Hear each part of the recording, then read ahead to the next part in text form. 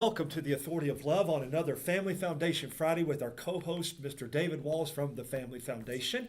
I'm your host, Greg Williams, and we're glad you've joined us. Love and Lordship wants to remind you that our vision is every life and relationship built on the love and lordship of Jesus Christ. David, welcome, and welcome to our listeners. Greg, good to be with you. Thank you, brother. You always say that, and I appreciate Yeah. it. Thank you very much. First of all, I want to thank you all. And Adia talked about this on Wednesday, but my dad passed away on Sunday, and it was truly bittersweet. Bitter because we miss him, Yeah. and we will, but sweet because he's not struggling anymore, Yeah. and we know where he is. Yeah. And interestingly enough, I don't want to belabor this too much, and some people have already contacted me, and thankful for that, thankful for your prayers and your well wishes, but I think one of the things he was waiting on, he got to see Yeah. his little great-granddaughter at Christmas. And then I took a picture of his great-grandson on Tuesday. Yeah. And they called me on Sunday morning Yeah. and said he had passed away. And Well, so- we're, Greg, as I've told you, we're praying for you and your family, but it is what a joy and a hope that we have to know that when loved ones pass away that know the Lord, that they're not suffering anymore. And I just want to share with you, I don't believe I ever got to meet your dad, but I've been with you. We've done this now for going on 2 years, and I've seen the way in which you and your family have cared for your dad, and you've shared some of those, just everything that's a part of that. But you have been just a great witness for Christ in how you've gone about doing that.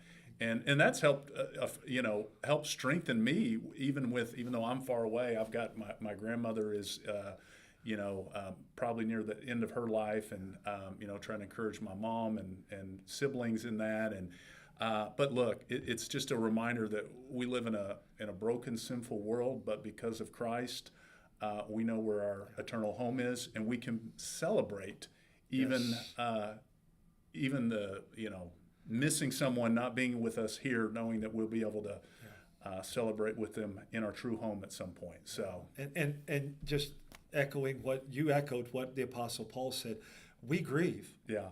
But we don't grieve without hope. Right. We grieve with hope. And I appreciate your words. Yeah. Thank you for those encouraging words. And let's just keep this between you and me.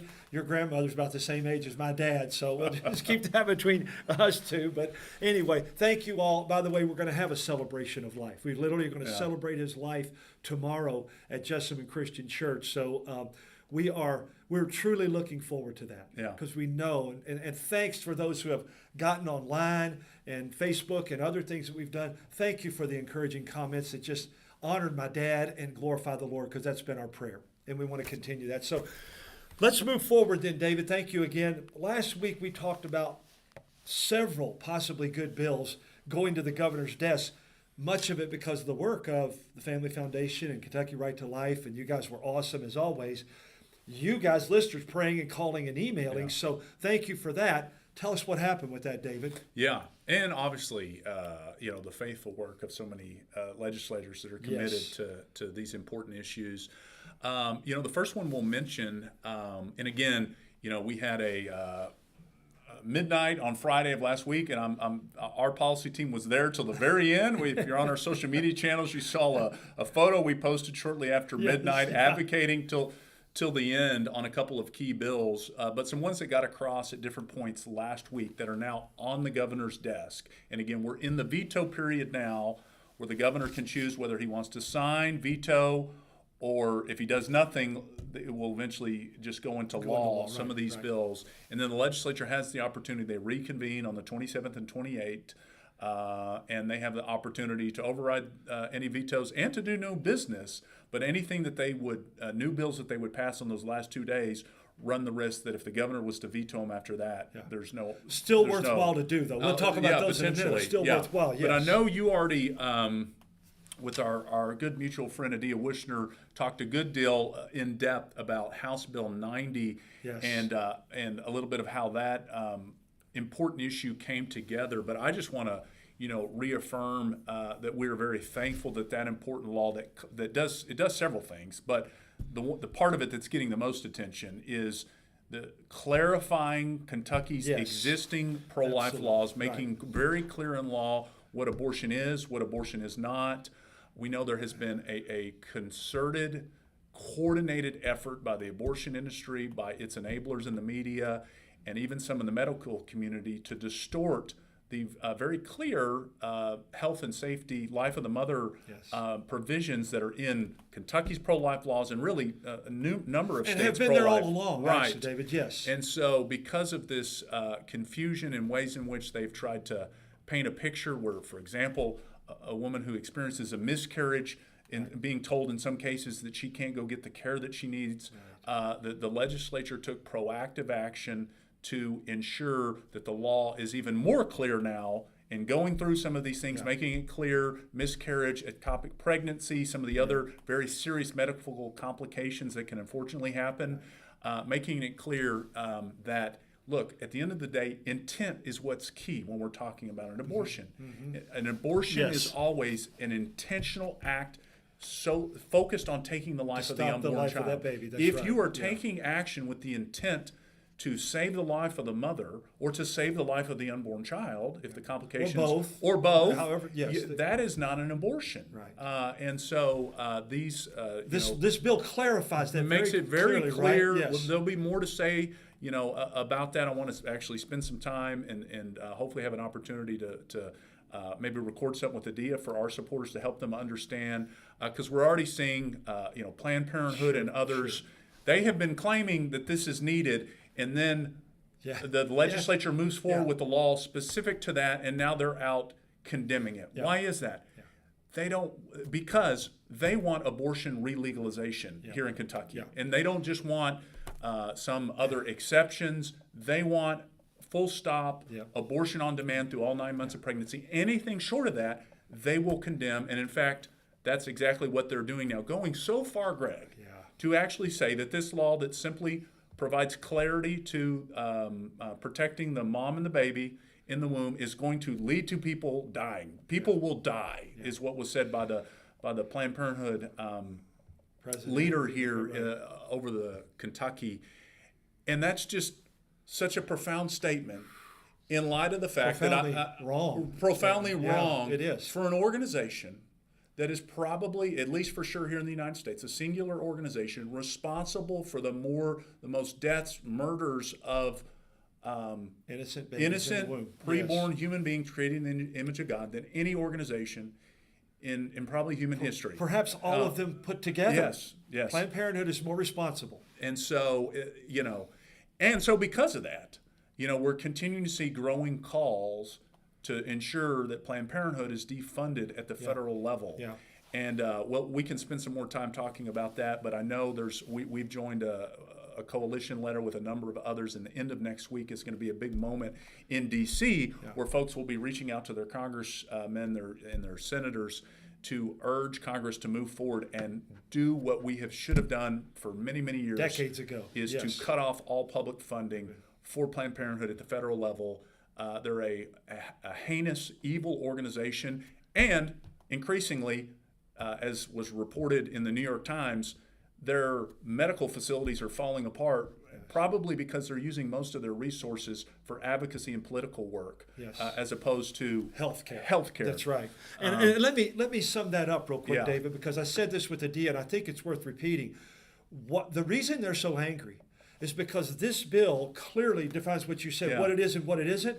They have no teeth for their lies and deception now. Right. We can't say, but matter of fact, they would say mothers' lives are in danger if we take this away. There's never been a case of that. Doctors have always taken that into consideration. Now we codify it, and that's why it's so important. So please keep praying. I've been praying for 30 plus years for this specific issue, because $500 million to a group that does this of our tax dollars is not right. It's not. And so we're praying it ends. And so they can get more information from you here at the office, right, about that defunding? Yeah. Okay. Yeah. Okay, do that. Check it out at info@kentuckyfamily.org. Give us some more updates, David, as we wrap up this segment today. Yeah, just a quick rundown of other important bills that got across the finish line that are at the governor's desk. We're waiting to see whether he's going to veto or sign some of these bills. HJR 15 to restore the Ten Commandments monument at the Kentucky Capitol. That got across the finish line. Praise the Lord. It's at the governor's desk. House Bill 4, banning and defunding harmful DEI in our universities, sitting at the governor's desk. This came up in the very last hour after 11 o'clock, but both Senate Bill 2 and House Bill 495 got across the finish line. House Bill 495 reverses the governor's so-called unlawful executive order banning conversion therapy. It also provides some taxpayer protections for funding or paying for gender transitions in Medicaid. Senate Bill 2, somewhat related, protects tax dollars for paying for gender transitions for those in prison. Okay. So both of those bills, Medicaid, did that keep saying the Medicaid bill? is a part of House Bill Okay, 495. So those all got, and then also another one we were tracking the last days was House Bill 208 to ensure that cell phones are not a distraction in our schools. That got across the finish line. There were some important bills, though, that unfortunately didn't get across the finish line. We'll be breaking more of this down once the session is completely over. But one of note that was right at the finish line, all that had to happen was for House leadership to call it up for a vote. It was all the way through the process, just needed a final vote in the House, and we're disappointed they didn't take it up, was Senate Bill 132 by Senator Douglas to protect the medical conscience rights and free speech of medical professionals. That bill we have worked and others have worked on that bill now for 6 straight sessions. And it has passed the Senate, this previous session and this session, and then this session it got out of committee in the House, it got its second reading. All it had to do was be taken up for a vote. And so very disappointed that the House leadership did not take that issue up. But we're committed as so many medical professionals and others continuing to advocate. Stay tuned for updates on that issue. As we said, the legislature can still pass bills the last 2 sessions. And we can pray. And I certainly think there could be some wisdom in go ahead and passing this bill still, letting House members enthusiastically support this bill like it was in the Senate for the first time. Get the governor on the record. And then we'll see what the governor the governor does on this issue. So stay tuned for updates on that. Again, that was Senate Bill 132. Much more to say on some of the other issues, but probably best we save that for a future episode. Yeah, we'll have plenty. Yeah, absolutely. Of course. So, again, you can continue to call on some of these things. Call the legislative message line, 800-372-7181, just to let your voice be heard. Because the more that happens, the more the good pressure is put on legislators and even the governor. You can call the governor's office and do the same thing. And then again, Greg, by this time next week, we'll know what the governor has done or not done, and that we'll be in the final 2 days of the session. And so there may be a need to encourage the legislature to override some vetoes. Last thing that I'll mention, we recently joined an amicus brief at the Supreme Court on a very important case from Maryland defending the parental rights to ensure that parents are not forced, or their kids are not forced to have to go through LGBTQ curriculum. We'll be talking more about this important case, more to say on this in the future, but a lot going on. Yeah, there is. Thanks for your listening, and thanks for your prayers and your action on this, because it makes a big difference. By the way, I just found out there's a few cabins left on the cruise if you would like to go. So contact me at loveandlordship@gmail.com. Thanks for joining us. Thanks for your prayers. Thanks always to the Lord. Make it a great day, and God bless in Christ. I'm Greg Williams with David Walls.